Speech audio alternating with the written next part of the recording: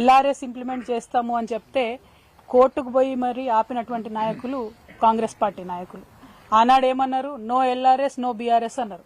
ఇవాళ మేము చెప్తా ఉన్నాము, ఎల్ఆర్ఎస్కి మీరు జీరో అంటే డబ్బులు తీసుకోకుండా ల్యాండ్ రెగ్యులరైజేషన్ స్కీము వేల సంఖ్యలో ఏవైతే అప్లికేషన్స్ ఉన్నాయో వాళ్ళకి తక్షణమే ప్రజల సౌకర్యార్థం ఎల్ఆర్ఎస్ ఇంప్లిమెంట్ చేయాలని చెప్పి మేము డిమాండ్ చేస్తూ ఉన్నాం.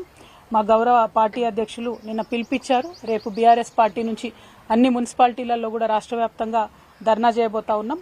కామారెడ్డిలో ఉన్న మన 3 మున్సిపాలిటీస్ కలుపుకుంటే కామారెడ్డి జిల్లాలో మనకు 21,000 అప్లికేషన్లు ఎల్ఆర్ఎస్ కోసం పెండింగ్లో ఉన్నాయి.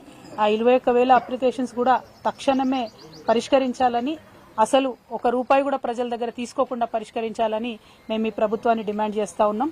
ఆనాడు మీరు చెప్పిందే మీకు ఇవాళ చెప్తా ఉన్నాం, నో ఎల్ఆర్ఎస్ నో కాంగ్రెస్ అనే పరిస్థితి వస్తుంది పార్లమెంట్ ఎన్నికలలో. కాబట్టి ఖచ్చితంగా ₹0 ఎల్ఆర్ఎస్ మీరు చేయాలని చెప్పి డిమాండ్ చేస్తూ ఉన్నాం. దానికి సంబంధించి రేపు రాష్ట్ర వ్యాప్తంగా ధర్నా జరుగుతుంది. మన కార్యకర్తలు నాయకులందరూ కూడా ప్రజల పక్షాన నిలబడి ఈ ధర్నాను విజయవంతం చేయవలసిందిగా నేను రిక్వెస్ట్ చేస్తా ఉన్నాను.